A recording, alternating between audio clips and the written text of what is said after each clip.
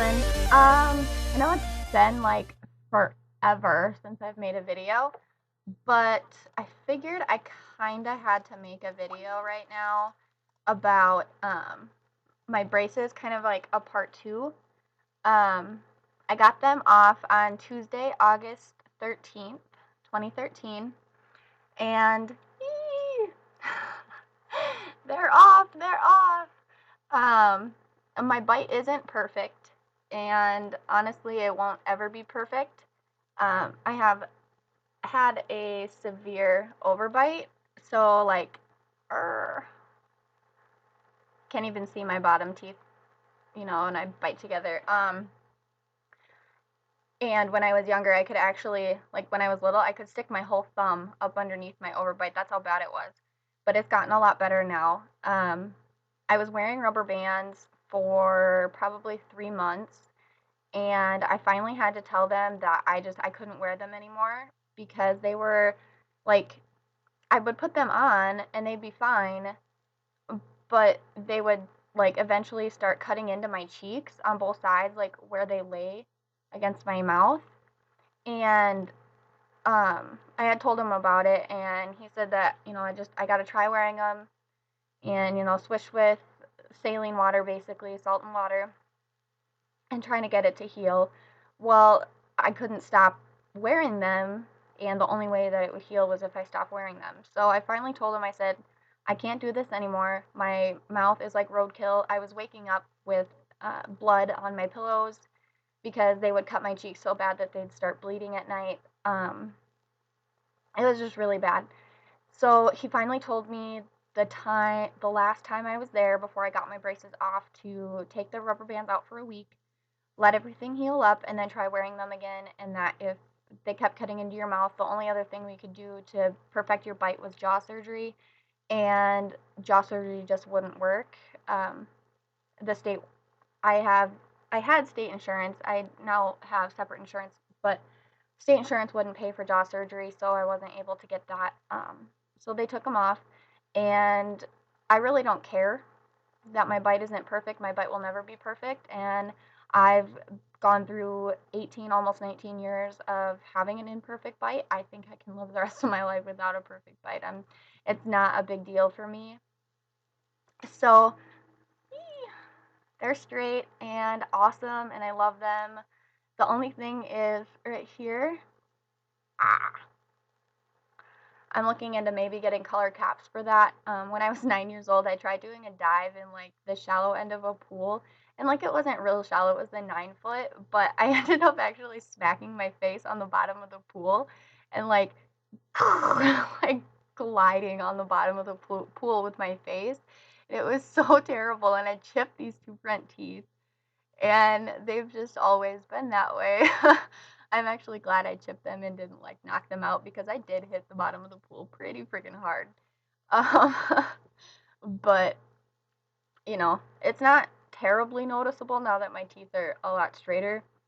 I notice it just because I know it's there. I know a lot of other people don't notice it, but yeah. So I was also given a top and bottom retainer, and they are in here. I don't have my top retainer in right now, or my bottom retainer. I wear my bottom retainer at night. My bottom teeth didn't move a whole lot because they were pretty straight to begin with.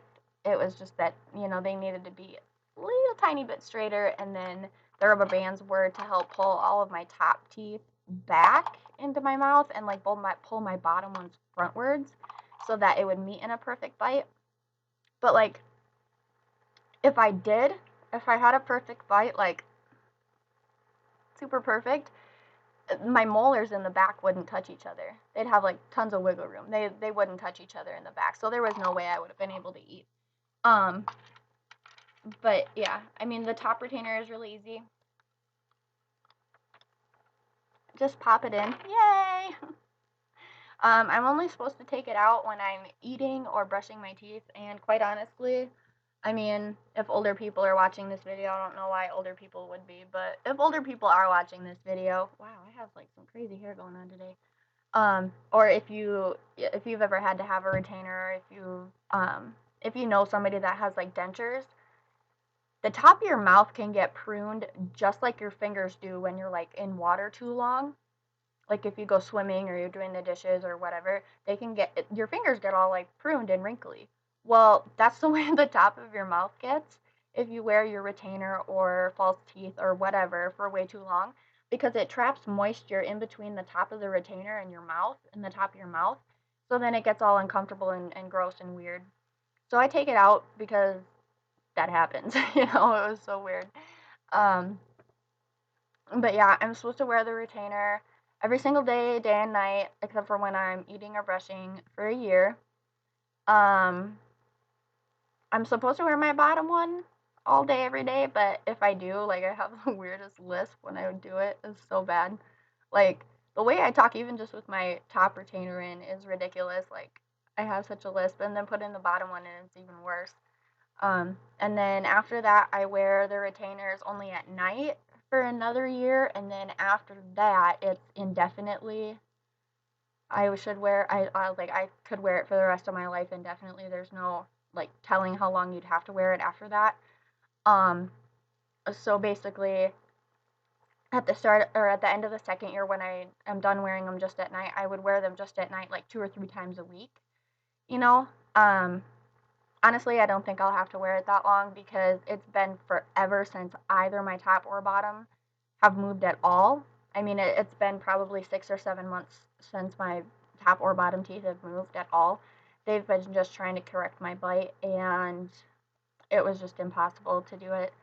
So we went up there.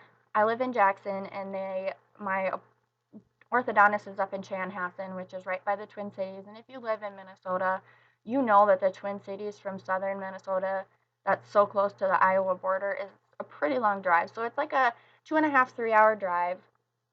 My first appointment was at 8 o'clock so they could take the brackets off and get the extra cement that was left on my teeth off. And then they did impressions and they took x-rays and they took pictures for records or whatever. And then I had to bite on a piece of wax so they could see how my bite was. And since my bite wasn't perfect, I had to sign a waiver saying that I knew my bite wasn't perfect and I'm absolutely okay with that. And that I wasn't going to go after the orthodontist or his office or his employees or whatever because my bite wasn't perfect and they took them off. And then I came back at 10 o'clock in the morning to get my retainer because they actually just made my retainer from my impressions. And they fit it and got it all working good. And then they gave me the little case for it. And I haven't had any problems. It didn't hurt to get the brackets off. It was a little bit of pressure. The only thing that kind of hurt was that on my bottom, the brackets were so close to my gums that some of the cement that was left over actually got underneath the gum tissue. And when they had taken the brackets off, my gums had started to swell. And I have like really sensitive bottom gums. I always have. So then they're trying to like scrape off all this extra cement, and they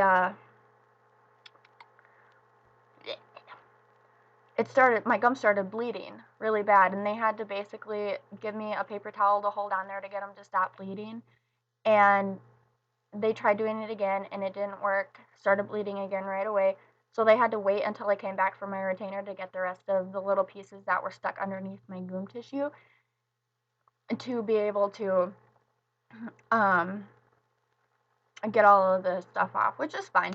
I had no problem. That was it was a little uncomfortable.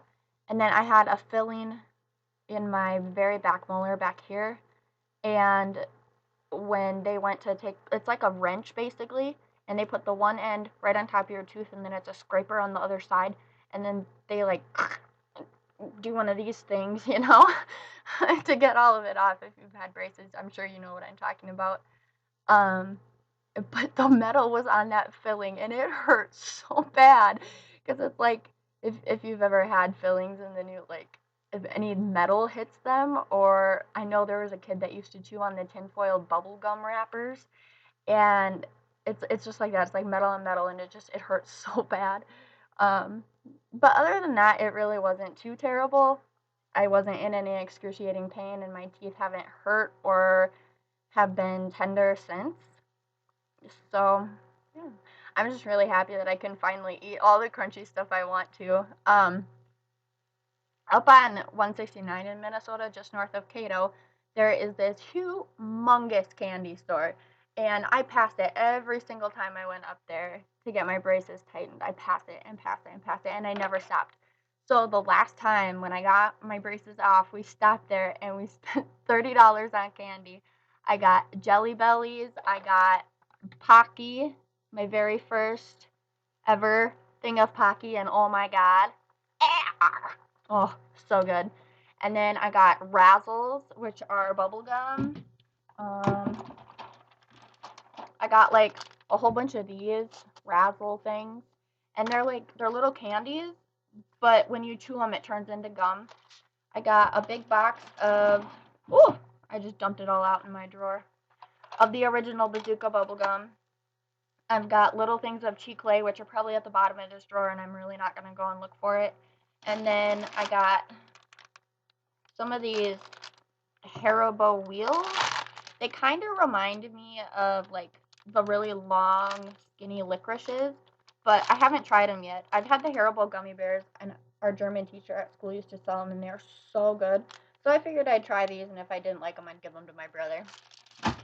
And then they had like a whole bunch of like cool mint things, like you know, the Altoid mints or whatever. They had like a whole bunch of mints, but they were in these like cute little cases. So I got this one, and it's like an old school Nintendo controller, you know, like, yeah. So I was like, oh my god, I got it, and the mints suck, but I got it just for the case because the case is awesome, and I'm just a freaking nerd. Yeah, so I got a whole bunch of stuff, and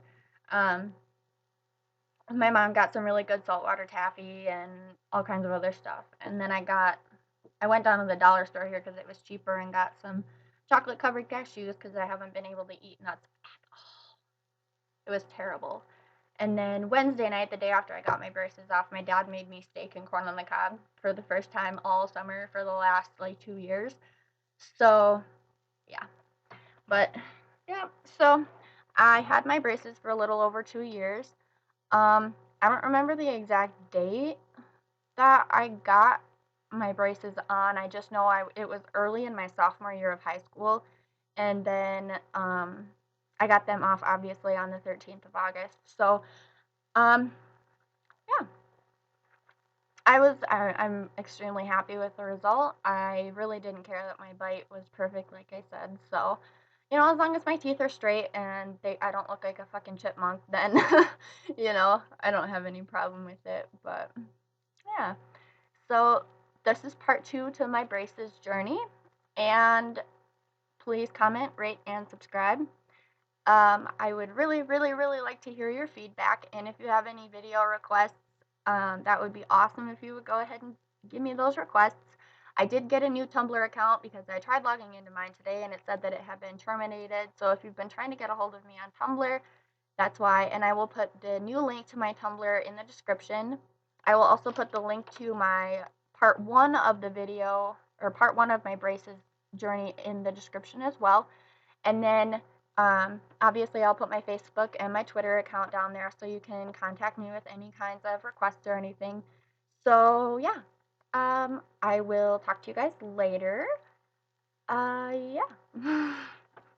There will be another video possibly today, if not tomorrow, about my school haul and my schooling that I'm going to be starting, not this Monday, but next Monday, so the 26th of August. Yeah. So, thanks guys. I will see you later.